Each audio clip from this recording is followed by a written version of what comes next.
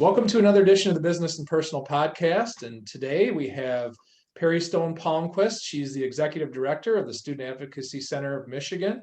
And she's going to talk about some great things they've been doing for several years to help underserved students and what they're hoping to do here in the future. And their services have been needed more than ever here with everything that's gone on in the last year and the challenges in schools. So Peri, first of all, thanks for joining me in your busy day. How you doing? I'm doing great. Thanks so much for having me. I appreciate it.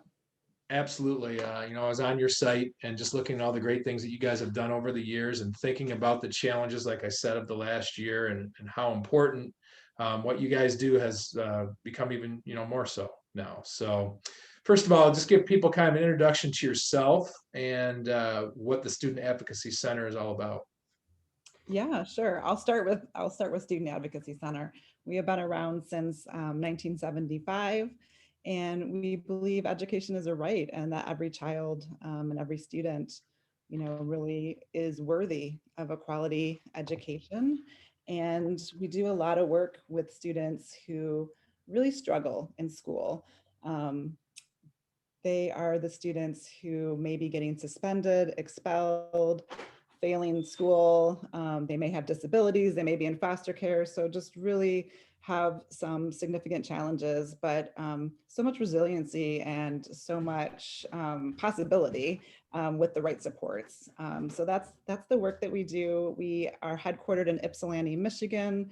We have offices in Detroit and Jackson, and then we have a statewide helpline that anyone throughout Michigan can and does call for support through an educational crisis.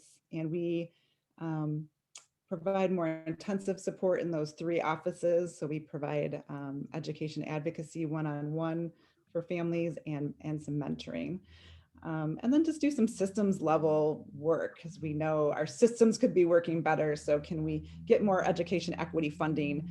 We did a lot of work around overturning zero tolerance a few years ago and things like that. And then me personally, I'm a mother, I'm a social worker, I have a degree in public policy. I'm a former journalist, so it's always weird to be on the other side still, even to this day, even though it's been a really long time since I did that. Um, and I've been at Student Advocacy Center for about 9 years. I actually met the founder, Ruth Zweifler, back when I was a newspaper reporter 20 plus years ago, and was just awed and inspired by her commitment to children, the way she believes the best in all of us, kids and adults. And then just the stories she would tell me of students being out of school and wanting to go back and they can't because they're expelled. And I was like, wait, what are you talking about? I've never heard of that before. And I grew up with a family of educators in Illinois, and so just being, introduced to the world of zero tolerance and harsh school discipline just really floored me and really inspired me actually to go back to school. So so it's been just such an honor and privilege of my life to be part of this organization and family for the last 9 years. I used to be in the newspaper business as well. So Oh, I you're used part of to, the former newspaper reporter club. yeah, It's a yep. growing club. Yep, we've all had to evolve, right?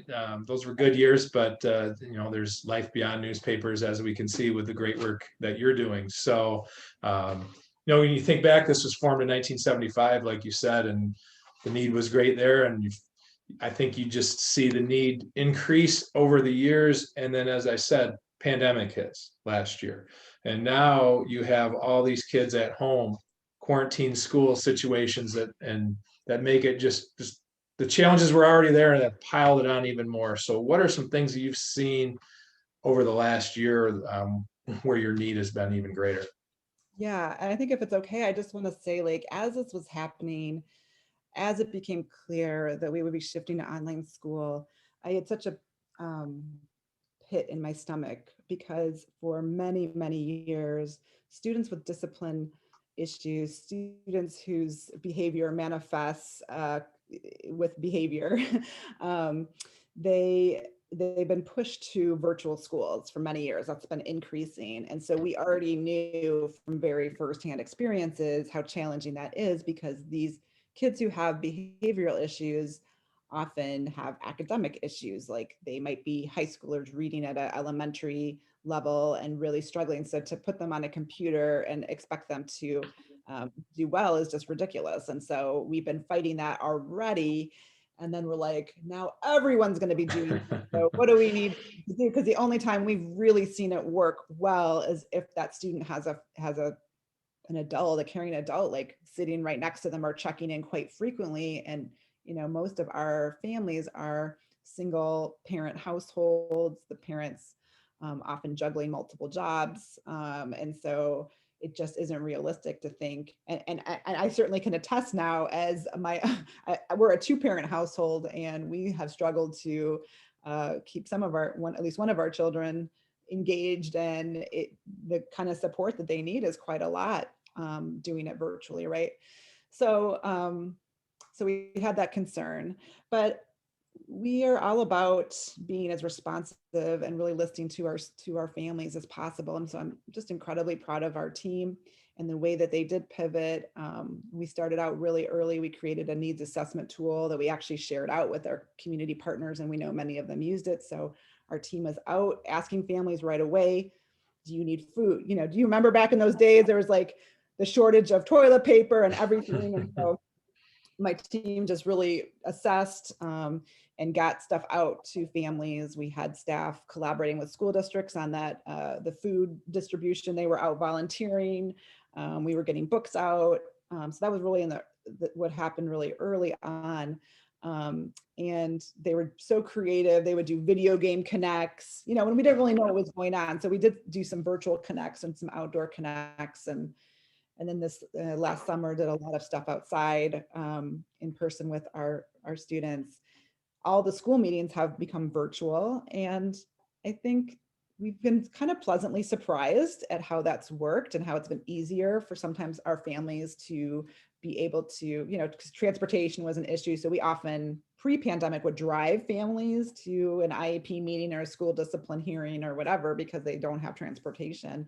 And now they could just log on. So in some ways, I think that that's helped. And we started a parent support group once a week that we're still running, just a chance for parents to support parents. And those parents have supported me, because I know this has been challenging for all of us who are parents, right?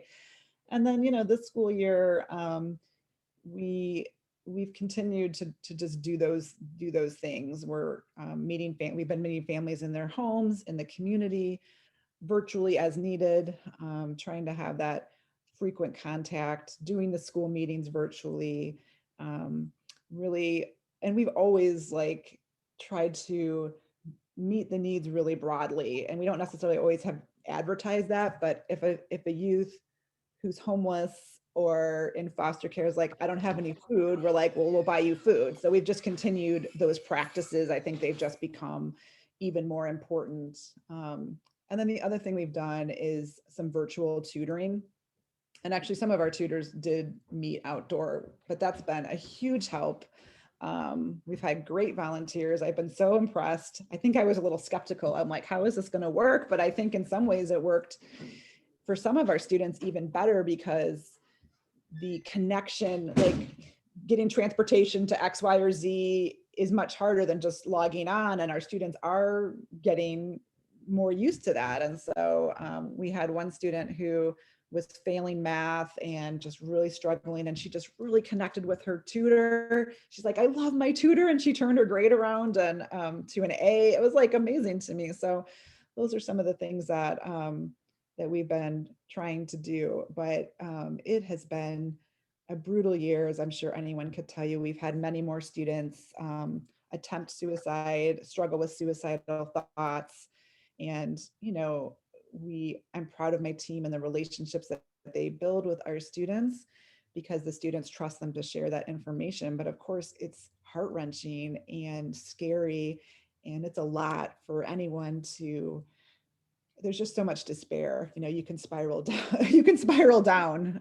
There's just so much hurt, and then we start to get hope again, and then we had this surge again. So this past month, I think, has been quite challenging for everyone, just emotionally, to navigate. Like, oh, is this ever going to end? Please. I think that's what makes it so tough. It's like you feel like you can see the finish line, but we're like stumbling to get across it. And I think that's what makes it challenging for everyone. And the contact tracing and the starts and stops of school. But like I told our kids, even if you're some in school a little bit and at home a little bit, anything beats where we were at last year. So, Yeah. that is progress. I think in a lot of cases, some of these kids probably just need someone to talk to. They need someone to encourage them, and that maybe they're not getting at home. Do you think that's a pretty common thread, that just having a voice to talk to makes a big difference? Yeah, I think there's a couple things I'll say. I think yes, I've been talking about this to a lot of people, but when you think about our lives pre-pandemic, you have your friends, your close friends, right? But then you have this sort of, and school really does this for kids. You have these, we'll call them acquaintances, or they're part of your community. You might not, they might not be in your inner circle, but you're interacting with them, and that feeds your soul in a way maybe you didn't recognize before. And so that's gone, but I also think many of our families are in experience many crises in their lives, economic crises. They've been hit by COVID. They've had, deaths in their family, or there's just other tensions. And I think back to my own childhood, I have lovely, loving parents, but my mom and I definitely clashed in high school. And had I been home 24/7 during high school, we probably both would have lost our minds, right? So, and I take full responsibility because yeah, I have some bad karma coming my way as my kids reach high school. I'll just say that. But anyway, so you have some of these really intense conflicts, and there's nowhere to go. You're stuck at home, and so so it's painful for both the student and it's painful for the parent or guardian. There's just an enormous amount of stress. And so that can lead, I think, to some of these attempts as well. And so to your point, to have someone outside the family who just loves you for who you are. And that's what that sounds a little hokey, but that's really, I think, the way our team approaches our students. Like, one of the first things I say when I meet with a student who's facing expulsion is like, there's nothing that you can do that's going to make me like you less, or nothing for you to feel ashamed. Like, I've seen it all. And I already think you're amazing and full of possibility. And so I think it helps to have those kind of people in your life. Think back to your own childhood. For me, it was my grandma. Like, I could do no wrong in her eyes. And don't we all need that? Don't we all need someone who like thinks the best of us and is there and believes in us and persists? Persistence is a huge part of our values at Student Advocacy Center. Like, we're not going to give up on you. We know you can do this, and everyone needs that. And sometimes the students we work with just are struggling in all these complex systems to get that. Yeah. I think everybody deserves a second chance, and maybe sometimes that second chance is at a different school, a different location, just need a change of scenery, but they need someone to help kind of facilitate that. So I think that's great about what you guys do. So at the core of what you Third and fourth chances sometimes. Third time's a charm, maybe sometimes, right? So, at the core of what you do is you're helping the underserved students, right? The underserved student population. So for our listeners, explain exactly what that means, underserved students. Yeah, so I could tell you the kind of different populations that would show up, but we're looking at, research-based indicators that are connected to future school dropouts. So we know we want our youth to graduate high school, to go on to post-secondary, to be, contributing members of their community. And so we really are looking at kids who are failing, multiple classes, who are getting suspended multiple times or expelled, or just are chronically absent or missing school. So those would be like kind of the risk factors. And then who that tends to be are students who are struggling with a disability. We do a lot of work with students with mental illness, and that population, I haven't looked at that research in a while, is the most likely to drop out of school. So there's a lot going on with them, physiologically and whatever. And mental health is really tricky to, especially right now, just to get a handle on, I think. we do a lot of work with youth in foster care or in the child protective services system. So these are youth that have had so much loss and trauma, that's really not their fault. You know, they didn't ask to have a parent die or to be abused or neglected. Um, their stories really tug at my heart, for sure. And anyway, so that's a population we're super passionate about, and a lot of times they have some complex things to work through for their own healing, and just need and deserve a lot of support. And then what are some other court involved youth in general? And those are some of the big categories. We've done a lot of work with families who are currently or formerly homeless. And it was interesting because that was my previous job, was only working with students who are homeless. And then when I came over to Student Advocacy Center, I'm like, oh, I know all of these families. I've worked with them over the past 7 years in my previous job. And we've been looking at some research about that. And it's actually quite astounding. You know, behaviors, communication, and homelessness is quite disruptive. And so it's not surprising that we see behavior show up for those kids who have experienced that kind of trauma in their lives. So those are a few of the populations that we work with. And another thing that caught my attention on your website was the foster care programs that you have available. Certainly a big need for that as well. So just explain what you do for those people. Yeah, sure. So we are contracted with Department of Health and Human Services, specifically in Washtenaw County, although we would prioritize these youth in any of the counties that we work in. They to be sort of the education advocate, planner, mentor. And so we do, DHHS will make the referral.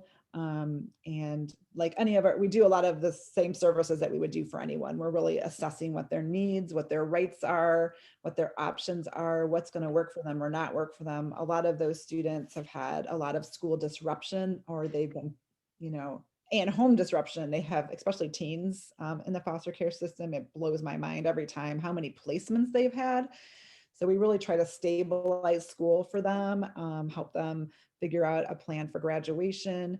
And then we are coordinating with all these other services. But again, just there to be their cheerleader, because if you're in crisis, it's sometimes hard to focus on, not sometimes, it's almost always hard to focus on school. And so we're there to bring back that focus, get the resources, coordinate, you know, tutoring, credit recovery, the special education services that they may need, all of those things, but also just ultimately to help them advocate for themselves and what they need in their school, and to just, we like to get inside their head and be that positive voice, like, you can do this. We've seen students graduate, and those have been some of the, you know, stories that have blown my mind. I think of a young woman that we worked with a couple years ago, and she was down. We helped her with credit recovery, and so she was right down to the wire. And it was right about this time of year, maybe 2 or 3 years ago, and she became like, her foster care placement blew up once again. So she was like in the last 2 weeks of school. Okay. So, and we were like going up. She was placed in Traverse City. That's another thing. Our foster youth are placed all over, and we go where they need us to. So we were driving, her advocate was driving from Ypsi area to Traverse City to spend the day and like help her finish her classes, her online classes.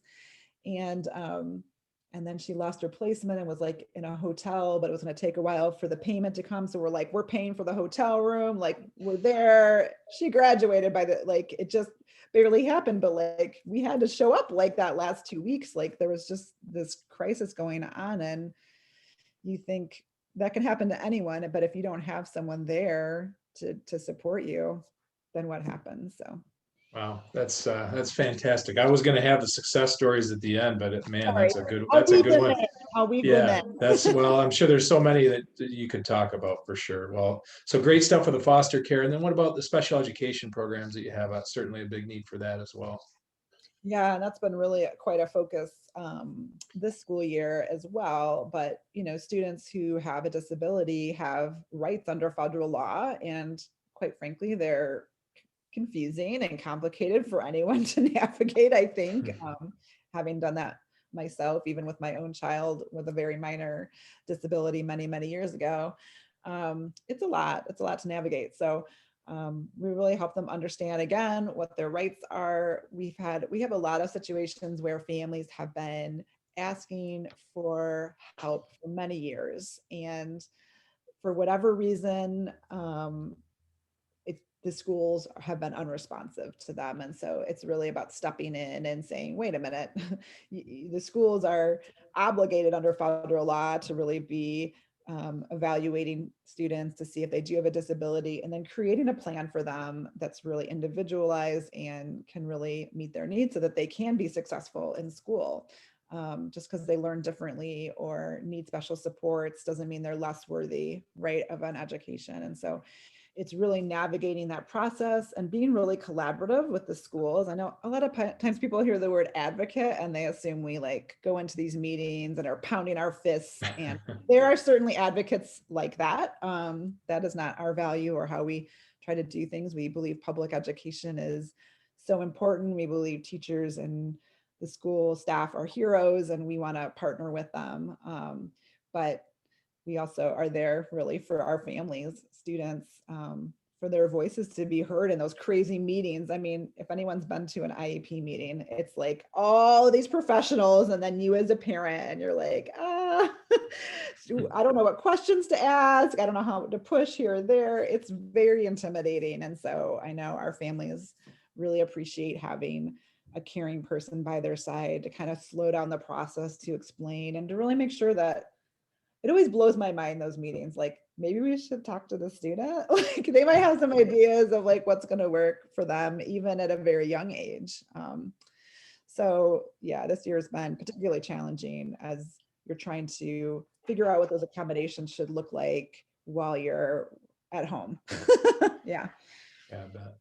So, where are things at with the student advocacy centers? What are some of the challenges that you're facing right now? What are some of the goals in the next couple of years that you're trying to achieve, maybe need a little bit of help to get there? Oh, that's a great question. I mean, funding is always a challenge for any nonprofit, and we're not unique to that. And I think right now, like this very moment, an additional challenge is just there's so much unknown still. I'm a planner. I love to plan. And you have to just sort of be really flexible right now. I mean, I hope we'll be all an in-person school in the fall, but I hate to even like assume that's the case. And so um, that's a challenge, not really knowing what the school year is going to look like and how it's going to be. But we have a lot of dreams at SAC. We did this visioning as a team right before the pandemic. And then we looked at it after the pandemic started. We're like, is this still our dream? But we really want to do more movement building and organizing, community organizing around education justice. We are part of this amazing coalition of grassroots organizations around the state called the Michigan Education Justice Coalition. And it is working towards many things, but school funding equity is one. And I'm not great at remembering all the stats, but I can just speak from my own perspective, where I'm sitting in Ypsilanti. Students are worth less according to the state's per pupil allocation than a few miles down in Ann Arbor, and that's not right, especially when there's so much need in Ypsilanti. That's just an example, and that strikes me to my core. We need to do work around that, but also just how do we encourage and create schools that are really like healing and responsive spaces, restorative spaces, where the staff feels cared for and not burned out, and then they can extend that to the students. And so we're not about control and punishment. We're really about healing and learning and guiding our students, even when they make mistakes. So that's what our vision is, to keep working towards those things and really giving our community members, our youth and our parents and guardians and grandparents who are raising kids really voices in those decision making at the local level and even the state level. Those are some of our visions. I hope I answered the question. Okay. No, certainly. And I think we need to uplift our teachers. It's been such a tough year for them and they're getting beaten down. It just kills me when I see some of the comments towards the teachers and Oh my people just God. don't realize the sacrifices that they make A hundred for. percent. And, you know, many of them have their own kids. I just met with a friend of mine who is a teacher and a parent, and we had lunch. And yeah, it's just real. It's so hard. And he's having that. It made me feel better because he's having the same struggles with attendance that I'm having with my own kiddo. But, you know, there's so much that we're asking everyone to navigate. And yeah, we definitely need to have some compassion for everyone. This is very hard. So looking ahead, you have an event coming up on May 7th. So tell people about what you have coming up. Yeah, so we have our annual storytelling event coming up Friday, May 7th in Ann Arbor. And this is our big fundraiser for the year. And we are really excited and proud that we do a storytelling event. You know, there's lots of different kinds of fundraisers, but we really are about youth voice at the core. And we just think storytelling is such a powerful way to connect us. Throughout history and in this moment. And so we're very excited about our 3 storytellers. We have a teen coming who's going to share some painful stuff that's gone on for her. A parent whose 8-year-old was expelled and the youngest expulsion in that school district, and about their journey. And then we have a professional storyteller coming in from Detroit who's going to tell the story of one of our former clients who's 30 now, but really says SAC saved his life. And I wanted him to tell the story, but he's in St. Louis and couldn't quite make it out. So we're having a story told still.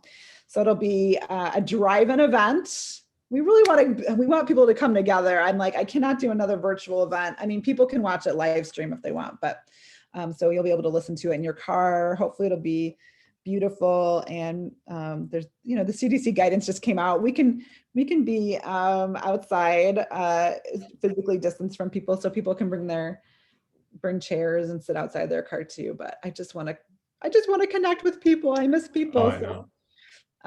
Yeah, so people can go to our website if they want to buy tickets, Okay. www.studentadvocacycenter.org. And then how can people get involved in a couple different ways? So first of all, if there are people that are listening that feel like they need help, how can they reach out to you on that end? And then people listening that maybe want to make a donation, how can they make a donation? Sure.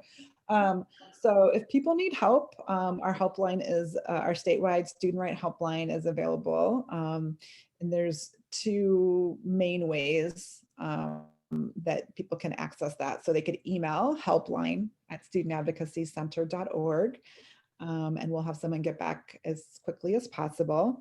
The staff that's on the helpline is coming into the office, not every day, but so hopefully but that's still probably the fastest way if you have email. But you can also call.